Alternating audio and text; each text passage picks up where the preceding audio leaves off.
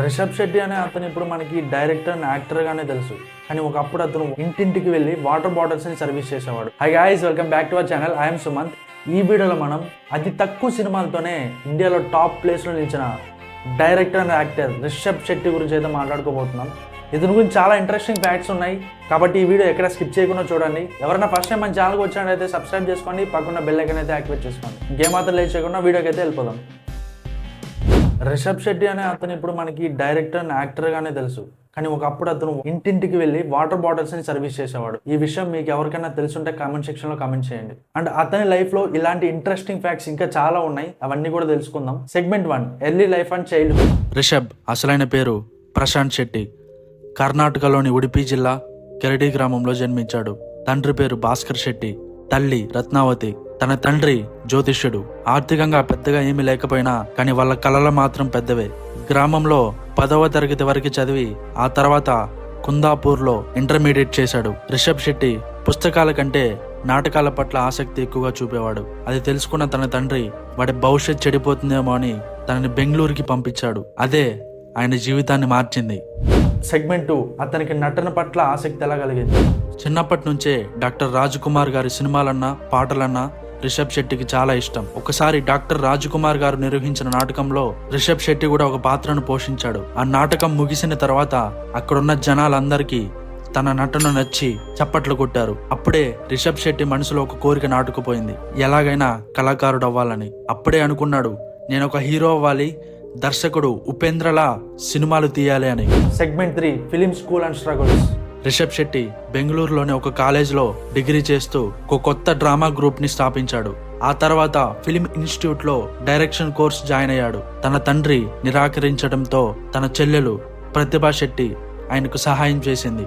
ఇంట్లో డబ్బులు తగ్గడంతో Rishab Shetty mineral water delivery business ప్రారంభించాడు. పగటిపూట క్లాసులు చూసుకుంటూ రాత్రిపూట క్యానల్ డెలివరీ చేసుకుంటూ ఆ వ్యాన్ లోనే నిద్రించేవాడు. కానీ ఎన్ని చేసినా సినిమా పట్ల ఉన్న ఆసక్తి మాత్రం తగ్గలేదు. సెగ్మెంట్ 4, అతని లైఫ్ లో చాలా అవమానాలు ఎదుర్కొన్నాడు.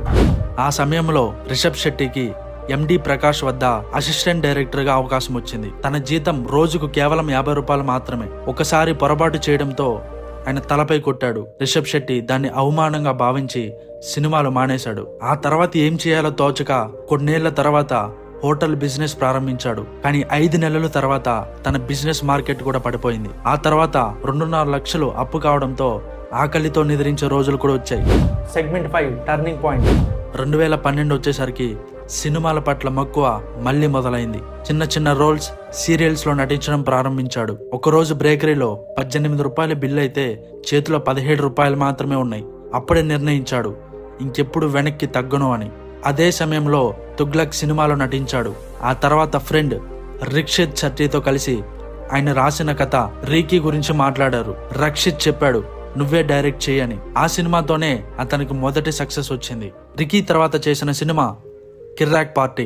ఆ సినిమా సూపర్ హిట్ అయింది, యువతలో సంచలనం సృష్టించింది. ఆ తర్వాత ఆయన చేసిన ఒక సర్కార్ పాఠశాలపై కథను తీయాలనుకున్నాడు. ప్రొడ్యూసర్ దొరకపోవడంతో తనే డబ్బులు పెట్టి తీశాడు. దానికి అనుకున్న దానికంటే ఎక్కువ ఫలితమే లభించింది.